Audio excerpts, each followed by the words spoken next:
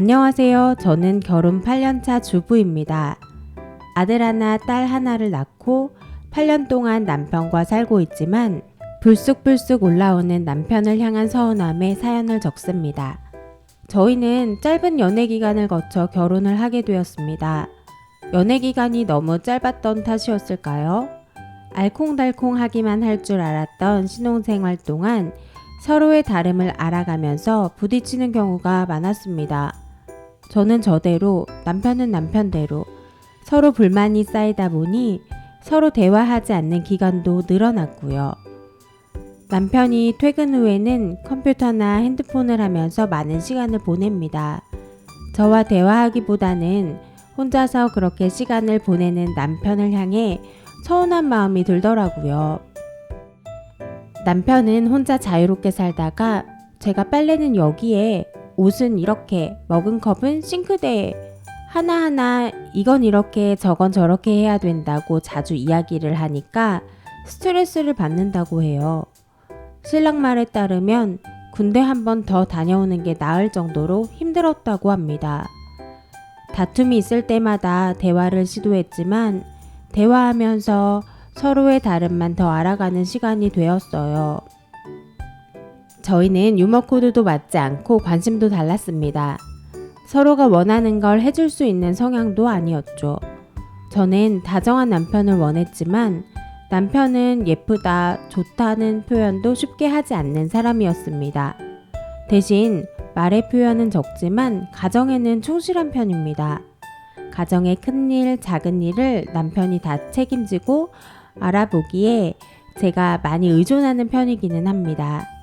지금은 아이라는 공통의 관심사가 생기면서 예전보다는 대화가 늘기도 했고 다정한 남편을 원하던 저도 어느 정도는 포기했다고 생각했는데도 아직도 틈만 나면 핸드폰을 보거나 컴퓨터를 하는 남편을 보면 화가 치밀어 오를 때가 많습니다. 육아로 힘들 때 남편한테 고생했다, 힘들었지? 이런 말 한마디 듣고 싶고 생일이면 생일 축하한다는 말 한마디 듣고 싶은 게 너무 욕심일까요? 일 관련 전화를 받을 때는 그렇게 친절한데 저한테는 왜 거기에 반도 해주지 않을까요? 그냥 저런 사람이니 넘어가자 하다가도 서운할 때가 많습니다. 말한다고 달라지는 것도 아니고 앞으로 함께 살아갈 날이 많은데 서운함이 쌓일 때마다 그냥 묻고 지나가야 할까요? 어떻게 하는 게 좋을지 몰라 사연을 보냅니다.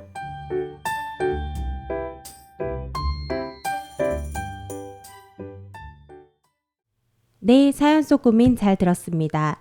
그럼 오늘도 강사님과 함께 이야기를 나눠보는 시간을 가지겠습니다. 강사님.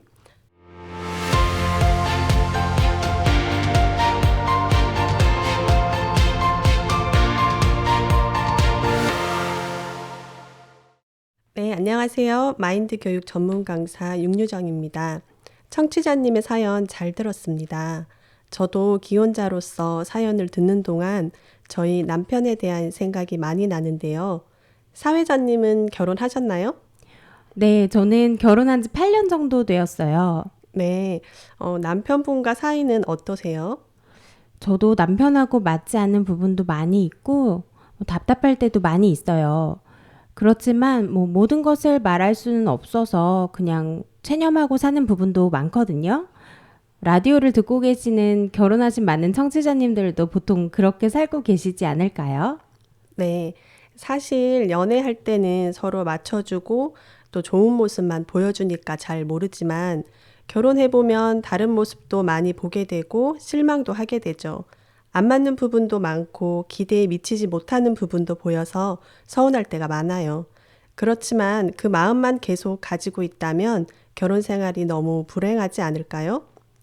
또 가정에서 가장 중심인 엄마가 불행하면 자녀들에게도 많은 영향을 줍니다. 그래서 오늘은 부부 사이에도 사고력이 필요하다는 말씀을 드리고 싶습니다. 한 동네에서 태어나 함께 뛰놀며 자랐고 같은 학교를 다닌 친구 사이라 해도 생각이 같을 수는 없습니다. 부부의 경우도 오랫동안 따로 살던 두 사람이 함께 사는 것이기에 서로 사랑하고 위하려는 것은 사실이지만 마음이 딱 맞는 것은 아니에요. 이럴 때 자신의 마음을 상대에게 잘 전하고 상대의 마음을 헤아려 이해할 수 있는 사고력이 필요합니다. 좀 더 생각하고 다른 방향에서 바라보면 훨씬 더 좋은 결과를 얻을 수 있는데도 사고하지 않고 자신의 생각에만 머물러 있을 때 불행한 일을 겪게 됩니다. 요즘 아이들이 사고력이 부족하다는 이야기가 많은데 부부 사이에도 사고력이 필요하군요. 네, 맞습니다. 아이들뿐만 아니라 어른들에게도 사고는 정말 필요합니다. 특히 부부 사이에서 사고를 통해 관계가 좋아지면 가정이 행복해지고 사회도 밝아집니다. 답답한 남편을 보면서 서운하다는 일차적인 생각이 올라왔을 때 그 생각에 계속 빠져들면 생각은 꼬리에 꼬리를 물고 더 힘들어지게 됩니다. 내 생각에 빠지면 생각의 폭이 좁아지고 부정적으로 마음이 흘러갑니다. 분명 배우자의 좋은 부분이 있는데 서운함의 개수만 늘어가게 되는 거죠. 어두운 생각이 올라왔을 때 첫 번째, 1차적인 생각을 중단하는 게 필요합니다. 내가 정확히 알고 본다는 것이 100% 맞는 것도 아니고 정답도 아닙니다. 따라서 그것으로 남편의 마음을 추측하고 단정해버리면 안 됩니다. 즉각적으로 올라오는 1차적인 생각을 중단하는 것이 중요하겠네요. 네, 그렇습니다. 제 지인의 이야기인데요. 지인이 멋진 남자를 만났다며 저에게 소개도 시켜주고 그 사람이 너무 좋다며 이 사람이랑 꼭 결혼하고 싶다고 했습니다. 나중에 결혼했지만 결혼하고 얼마 되지 않아 사이가 틀어지기 시작했어요. 제 지인의 남편은 야근을 많이 하는 직장을 다니고 있었어요. 그러다 보니 집에서 야근하는 남편을 기다리는 일이 많이 생기게 되었죠. 어느 날은 야근하고 들어온 남편이 아침에 입고 나간 옷이랑 달라서 아침에 입고 간 옷은 어디 가고 왜 옷이 바뀌었어? 라고 물어봤더니 남편이 잘 모르겠는데 이 옷 아니었나? 하면서 둘러대더래요. 제 지인은 거짓말을 하는 남편이 정말 야근을 하고 오는 건가? 하는 생각이 들면서 불안한 상상은 꼬리에 꼬리를 물고 이어졌대요. 그 이후로 남편을 믿을 수 없게 돼서 괜한 신경질을 내거나 토라지기를 반복하게 되었답니다. 그리고 남편한테 자세히 물어보지도 않고 나는 이런 사람, 남편은 이런 사람이라고 혼자 결론을 지었어요.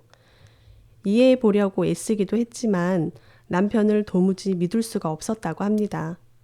그러다 보니 말이 아닌 몸으로 치열한 대화를 많이 했다고 해요. 결국 오해와 불신이 쌓이고 쌓여 두 사람은 이혼 직전까지 갔지만 상담을 받으면서 제 지인은 남편에 대해 사과하게 되었고 내가 남편을 너무 사랑한 나머지 의부증 증세를 보였다는 걸 알게 되었어요. 남편도 같이 상담을 받으면서 제 지인의 마음을 알게 되었고 그로 인해 서로의 생각의 다름을 인정하고 배려하는 법을 배워서 지금은 잘 살고 있습니다. 저도 남편이 매일 늦으면 혹시 하는 생각을 가끔 할 때도 있지만 그 생각을 그냥 다 받아주고 그 생각이 진행이 되면 정말 서로가 너무 힘들겠어요. 다행히 이 부분은 잘 해결되어 또 잘 살고 있다고 하니까 제가 더 안심이 되네요. 네, 위의 부분은 잘 해결되었지만 아직도 많은 부부들이 이혼을 결심합니다. 혹시 집에 에어컨 있으신가요? 네, 있어요. 네, 에어컨 바람이 시원하다가 나중에 찬바람이 너무 강해서 벌벌 떨 정도가 되면 에어컨을 떼다 버려야 할까요? 아니요, 리모컨으로 조절하면 되죠. 텔레비전을 새로 사서 틀었는데 소리가 너무 커서 온 동네가 떠나갈 때 시끄러우면 텔레비전을 버릴까요? 아니요, 볼륨을 조절해요. 네, 이렇게 조절하면 됩니다. 부부도 서로 마음을 조절하면 되는데 몰라서 이혼하지 않아야 할 사람들이 이혼하고 싸우지 말아야 할 사람들이 싸우고 또 교도소에 가지 않아야 할 사람들이 교도소에 갑니다. 먼저 나에게 올라오는 1차적인 생각을 중단하고 서로 마음을 조율하면 됩니다. 그러기 위해서는 다양한 방향으로 사고를 해야 합니다. 이렇듯 부부관계에서만 사고를 해야 할까요? 아니요, 모든 면에서 필요할 것 같아요. 네, 맞아요. 요새 우리나라 자동차가 해외에서도 인기 있는 거 아시죠? 네, 해외 영화나 드라마에서도 우리나라 차를 타고 다니는 장면을 보면서 우리나라 차를 외국 사람들도 좋아하는구나 그런 생각을 했어요. 네, 우리나라 자동차 사업은 1950년 중반 6.25 사건을 시작으로 시작하게 되었는데요. 나중에 자동차 수요가 크게 늘어날 것을 생각했고 해외에서 모두 수입해 온다면 비용이 엄청나게 들 것을 예상해 현대자동차가 생기게 되었는데요. 그러나 연구원들이 다른 부품은 다 만들었는데 엔진을 도저히 만들지 못하게 되었대요. 그래서 엔진을 어떻게 만들지? 우리가 엔진을 만들 수 있을까? 아무리 생각해도 길이 보이지 않아서 일본의 자동차 회사인 도요타에서 엔진을 사왔고 사온 엔진을 차체에 조립해서 만들기도 해봤지만 도저히 안 돼서 엔진 기술을 배우러 갔지만 도요타 측에서 가르쳐줘도 못 만들 거라며 비웃음만 몇 차례 받고 거절을 당했죠. 그런데 연구원들은 포기하지 않고 결국 엔진을 만드는 데 성공했습니다. 기술이 떨어지고 환경도 열악했지만 자동차 개발의 필요성을 느낀 연구원들이 깊이 사고하면서 연구하여 한국의 자동차 산업을 일으킨 거죠. 시간이 흘러 이제는 한국 자동차가 미국에 차를 수출하기 시작하게 되었습니다. 그런데 미국은 비싼 인건비 때문에 자동차가 고장나면 수리비가 많이 들어서 고장이 없는 차를 팔면 훨씬 잘 팔릴 것이라는 결론이 나왔는데요. 그런데 그런 자동차를 만들겠다고 하니 사람들이 말도 안 돼, 고장 안 나는 차가 어디 있어? 하며 반대했지만 연구원들은 다시 사고하기 시작했고 자동차 수리센터에서 제일 많이 팔리는 부품을 1번부터 순서대로 통계를 냈습니다. 제일 많이 팔리는 부품이 제일 많이 고장나는 부분이기 때문이죠. 그 부품이 들어가는 부분에 왜 고장이 많이 생기는지, 무엇이 문제인지 연구하고 보완하면 고장 없는 차를 만들 수 있다고 생각하게 되었고 그 후로 놀라운 일이 일어났습니다. 당시 미국에서는 보통 신차 구입 후 2년 동안 2만 마일까지 무상으로 수리해 주었는데 한국 자동차 회사는 10년 동안 10만 마일까지 무상 수리를 판매 조건으로 내걸었습니다. 그것을 보고 한 정비 회사에서 저 회사 이제 망한다. 자동차 고쳐주다가 볼일 다 본다라고 걱정했지만 정말로 고장이 거의 나지 않는 자동차를 만들어서 수출하는 데 성공했고 해외에 한국 자동차를 많이 알리고 좋은 차라는 인식을 시키게 되었죠. 연구원들의 사고력 없이는 불가능한 일이었습니다.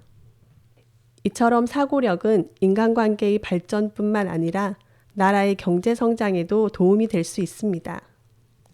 사고력을 기르는 것은 개인적인 많은 부분에 도움이 된다고 생각했었는데 강사님의 말씀을 들어보니까 사고력을 기르는 것은 나라의 경제 성장에까지도 영향을 미치는 아주 중요한 요소라는 것을 알 수가 있네요. 네, 그렇습니다.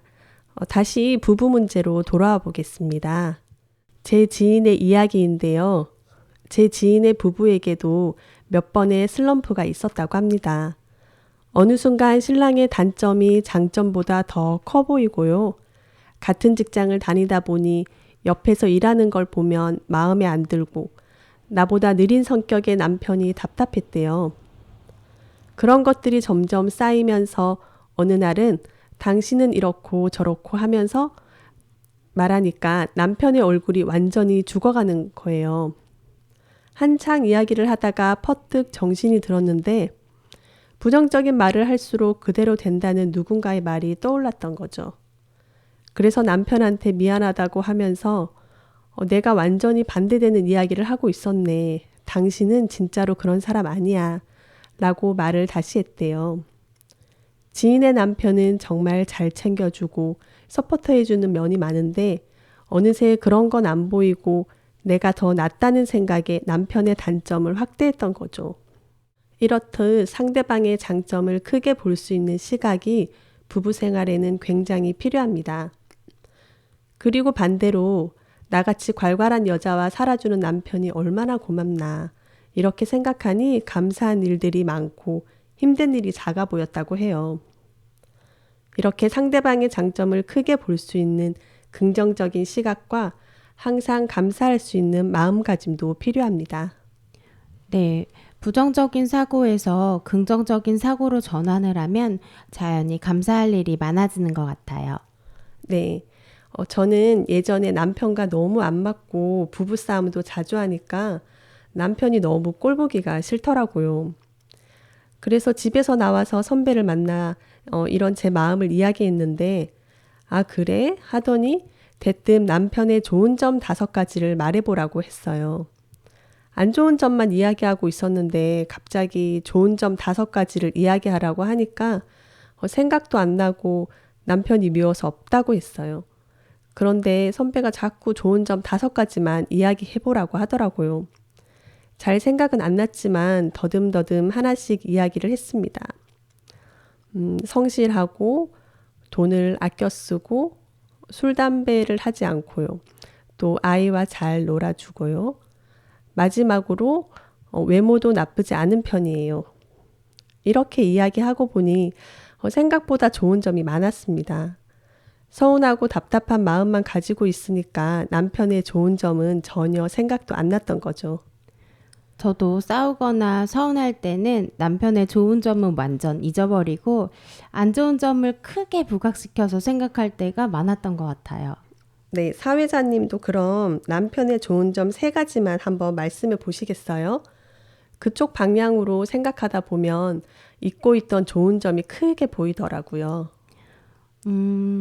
저희 남편은 일단 저의 감정에 공감을 잘 해주고요. 또 사랑과 감사의 표현을 자주 하고 또 아이들과도 즐겁게 잘 놀아주는 것 같아요. 아, 남편분도 정말 좋은 분이시네요. 이렇게 부정적인 생각에 편중되어 있어서 그렇지 다른 방향으로 생각하면 결과도 좋아집니다. 최근 MBTI가 유행이었는데요. 혹시 해보셨나요? 네, 저는 ISFJ예요. 여기서 I는 에너지의 방향이 안으로 향하는 내향형인 사람들, E는 에너지의 방향이 밖으로 향하는 외향형인 사람들입니다. 예를 들어 속상하거나 필요한 일이 있을 때 혼자 방에서 곰곰이 생각하며 에너지를 회복하고 문제를 해결하는 사람은 내향형입니다. 자신 안으로 에너지가 향하기 때문입니다. 반면에 속상한 일이 있을수록 누군가를 만나거나 하다못해 전화기라도 들어서 이야기를 해야 회복하는 사람이 있습니다. 자신의 에너지가 밖으로 향하는 외향형이지요. 이 2사람이 만나서 서로의 다름에 대해 이해하지 못하면 자주 싸우게 됩니다. 저희도 남편이 회사에 다녀오면 말을 아끼고 혼자서 핸드폰 하는 시간이 많아서 싸울 때가 많았습니다. 저는 힘든 일이 있으면 동생과 전화하고 남편에게 하나하나 이야기하면서 스트레스를 푸는데 신랑은 말이 없으니 말 좀 하라고 할 말이 없냐고 답답해할 때가 많았습니다. 나랑 대화하기가 싫어서 그런가? 이제 나에게 관심이 없는 건가? 그렇게 생각하고 오해할 때가 있었죠. 그런데 MBTI에 대해서 들으면서 신랑과 이야기했고 남편은 내향형이라서 혼자만의 시간이 필요하구나. 내가 섭섭해하던 신랑의 모습이 전부가 아니구나 하면서 이해하게 되었습니다. 내 성향이 맞다고 생각하면 상대의 다름을 받아들일 수가 없습니다. 저 사람은 저런 식으로 스트레스를 해소하는구나. 나에게 관심이 없어서 혹은 사랑하지 않아서 저렇게 행동하는 게 아니라 저 사람의 성향이구나 하고 다름을 받아들이는 게 중요하죠. MBTI를 통해서 서로의 성향이 다른 부분을 이해하는 데 도움이 되는군요. 그냥 재미로만 많이 했던 것 같아요. 네, 다름은 틀린 것도 아니고 나와 다른 성향이 잘못된 것도 아니구나 하고 서로를 이해하고 받아들이는 데 도움을 줄 수 있습니다. 어떤 씨앗이든 수분이 있는 흙에 떨어지면 자랍니다. 우리 마음은 땅과 아주 비슷해서 마음에 어떤 생각을 심으면 그 생각에 싹이 나고 자라서 열매를 맺습니다. 슬픔이 심기면 슬픔이 자라고 미움이나 사랑도 그렇게 자랍니다. 어떤 씨앗을 심느냐에 따라 잡초처럼 일어나는 생각도 있지만 마음에 소망이나 믿음이나 사랑을 심으면 그것이 싹이 트고 자랍니다. 누군가를 사랑하는 마음이 1년쯤 지나면 결코 전과 같은 마음이 아닙니다. 사랑이 상상할 수 없을 만큼 자라서 그 사랑이 일하는 것을 볼 수 있습니다. 청취자님도 남편에게 서운하고 섭섭한 마음이 올라올 때도 있겠지만 잡초 같은 생각은 뽑고 다양한 방향과 다른 관점의 사고를 하면 문제를 해결하는 힘이 생기고 그 힘이 변화를 가져오게 됩니다. 깊이 사고하는 방법이 경제 발전에 도움이 되는 것처럼 청취자분들도 문제나 어려움을 만났을 때 1차적 사고만 하지 말고 다른 관점으로 사고를 계속 하시고 문제를 해결할 수 있게 끊임없이 2차적, 3차적으로 사고를 하면 문제를 해결해 나가는 힘이 되고 그 사고력이 나를 변화시키고 사회를 발전시킵니다. 또 깊은 사고력은 마음의 세계를 배우게 해주는 역할을 하며 가치 있는 삶을 살아가는데 매우 중요한 역할을 합니다. 청취자분들은 끊임없이 사고하시길 바랍니다. 제 강연은 여기까지입니다. 감사합니다.